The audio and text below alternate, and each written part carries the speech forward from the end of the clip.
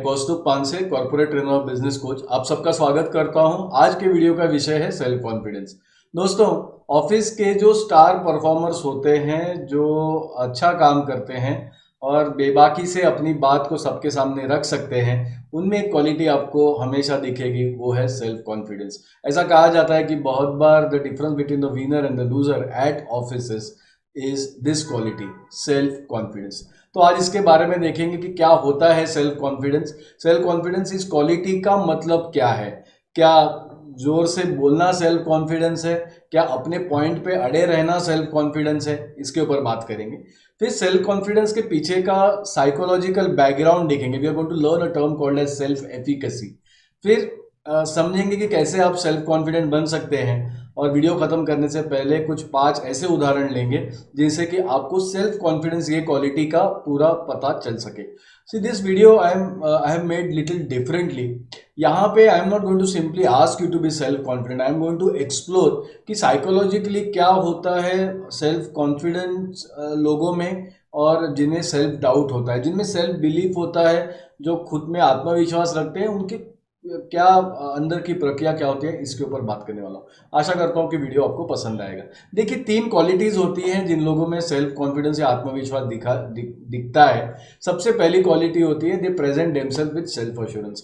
उनके चलने बोलने में, मीटिंग्स में जब भी अपना पॉइंट रखते हैं, एक प्रकार की बेबाकी होती है, एक प्रकार का आत्मविश्वास होता है, एक सेल्फ बिलीफ होता है, एक अश्योरेंस होता है कि वो जो भी कह रहे हैं, अपना ओपिनियन कह रहे हैं और अपना राइट समझते हैं अपने ओपिनियन को एक्सप्रेस करना।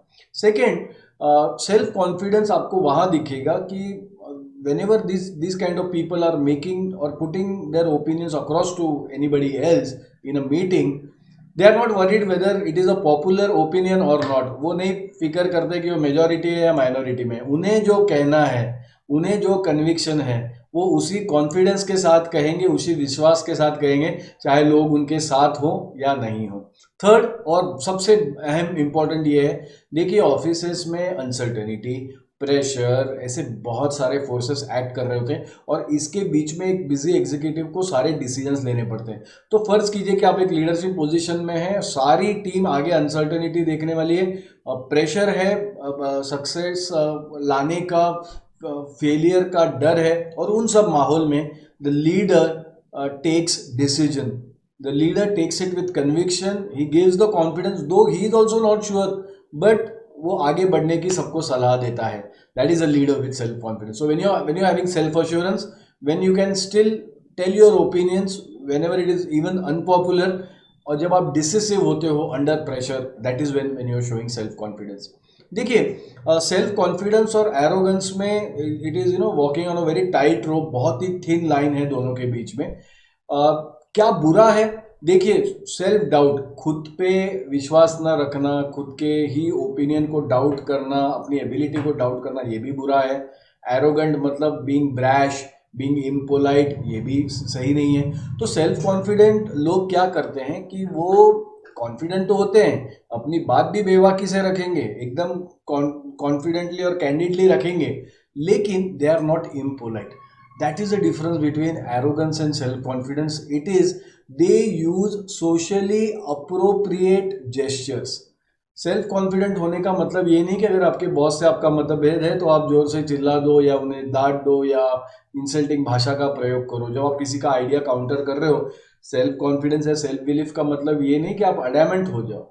सेल्फ कॉन्फिडेंस और एरोगेंस में दोस्तों फर्क ही यही है कि whenever you want to put across your point, though that may be unpopular, whether you are in pressure और not, you have to use socially appropriate gesture. You have to appear nice, but appearing nice and being confident is a wonderful combination. बहुत बहुत star performer इन्हें माना जाता है। तो ये lack of self confidence कहाँ से आता है ये भी देख लेते हैं। जैसे अभी ये डायग्राम में मैंने डिपिक्ट किया है, जो बाहर का रेक्टेंगल है हमारा ऑफिस का एनवायरनमेंट है।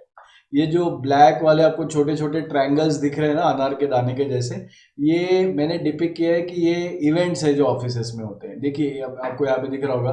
तो ऑफिसेस के इस रेक्टेंगुलर डब्बे में आपको प्रेशर है, आपको चैलेंजेस हैं, लोग आपको चैलेंज करते हैं, आपके ओपिनियन को आपको अपोज करते हैं। When you propose something there will be opposition because it's a fight for ideas.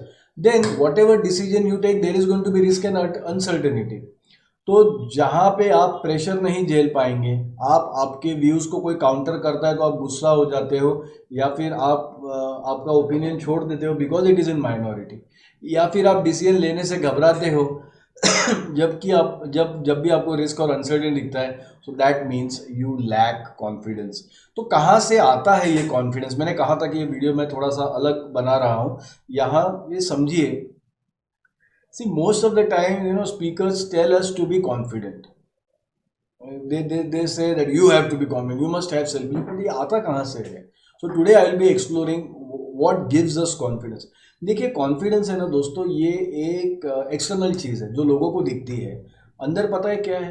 हमारे ब्रेन के अंदर, सबकॉन्शियस माइंड के अंदर there is a phenomena that is occurring, that is called as self efficacy. Self efficacy का मतलब है हमारा खुद का अपने एबिलिटी पे लिया हुआ जजमेंट को कहते हैं सेल्फ एफिकेसी। तो अगर मान लो कोई आपको नया टास्क असाइन कर देते हैं आपके बॉस, और आपको लगता है कि ये टास्क आप नहीं कर पाओगे, तो उसी के वजह से आप फंबल करते हो, उसी की वजह से आप मिस्टेक करते हो, क्योंकि अंदर आपने आपके एबिलिटी का जो जजमेंट लिया हुआ है वो निगेटिव है। You don't think you cannot do that task. So self confidence is just an external effect. The real cause is, the real issue is कि आपने खुद के बारे में जो जजमेंट लिया है ना, हो सकता है उसे जांचने की जरूरत है। तो let me put it very straight. एक ही काम दोनों एम्प्लॉयज़ के लिए नया है, बॉस ने दिया हुआ, मे बी लेट्स से एक प्रेजेंटेशन बना है, दोनों ने आज तक इस पर कभी काम नहीं किया हुआ है। एक बंदा बोलता है कि अरे मैंने आज तक ये कभी किया नहीं है, मैं नहीं कर पाऊंगा, मुझे नहीं लगता मैं ये कर पाऊंगा। He is had a negative judgement about his ability. The second guy is full of self efficacy. He says नया है तो क्या हुआ, मैंने इसके पहले भी बहुत सारे नए काम किए हैं, मजा आएगा इसमें, I want to attempt this, मुझे लगता है मैं कर लूंगा कॉन्फिडेंटली। वो सारे रेफरेंसेस याद करता है जहां पे उसने कभी प्रेजेंटेशन बनाया था। दोनों के लिए टास्क नया था, दोनों ही डरे हुए थे शुरुआत में, लेकिन जो दूसरा बंदा है उसने हाथ खड़ा करके बॉस को कह दिया, सर शाम तक हो जाएगा, डेफिनेटली हो जाएगा, मैं आपको करके दूंगा। The boss is impressed. This is the difference between the loser and the winner. दूसरा बंदा अपने एबिलिटी के ऊपर ही डाउट लेता रहा और ये सोचता रहा because it is a new experience. Actually ऐसा नहीं था, दूसरे बंदे को भी नहीं आता था, but his self talk, his judgement about his ability was positive. देखिए इस डायग्राम को यहाँ पे समझिए। The E represents emotion, B represents belief and A represents action. Let me understand, let me make it clear for you. देखिए, हम जिस प्रकार का बिलीफ अंदर रखते हैं ना, उसी से हमारे, इसको आप एंटी क्लॉकवाइज देखिए, हम जिस प्रकार का belief, just give me a second, हम जिस प्रकार का बिलीफ हमारे मन में रखते हैं उसी से हमारे इमोशन ड्राइव होते हैं। ये वाला जो एग्जांपल है, जिस बंदे ने ये बिलीफ, अपनी एबिलिटी पे डाउट लिया, उसका बिलीफ था ये मैं नहीं कर पाऊंगा, the consequent emotion was fear. और जब इमोशन फियर का था, सेल्फ डाउट का था, तो he could not take action, तो he was not being confident.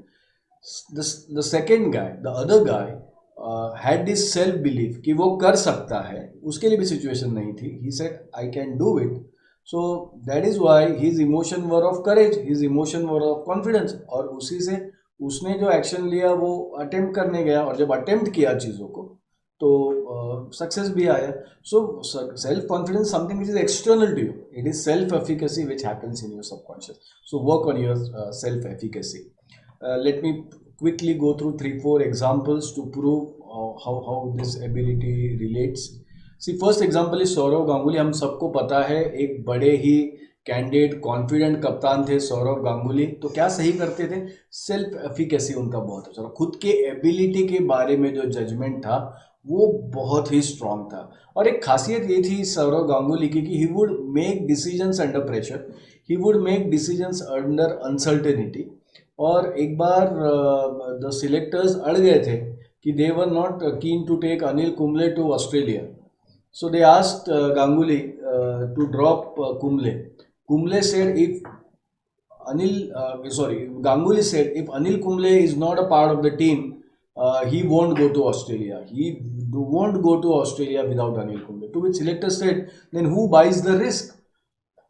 So Saurav Ganguly, being a confident person under uncertainty, under the pressure of winning, under this risk, said, that if Anil Kumble does not perform well there, he will resign from captaincy after coming from the tour. So that's the kind of confidence in it. And when he backed the player, why Saurav Ganguly was star captain? He gave so much confidence to Anil Kumble that Kumble ended the tour by becoming the highest wicket taker from the Indian side. What was the difference? The difference was Ganguly's confidence. Same with Mahendra Singh Dhoni in that movie where Sushant Singh Rajput plays his role. It is depicted in a scene that he has an argument with the selectors where he doesn't want the seniors in the team because it affects the fielding. Second, he wants to select his own team. Again, when there is opposition, selectors का opposition था कि they don't want, they cannot drop senior players. Dhoni stood his ground. So when he stood his ground, he displayed a quality of a star performer at office or at workplace, that is being confident, being decisive, और opposition झेल पाते हैं ये लोग.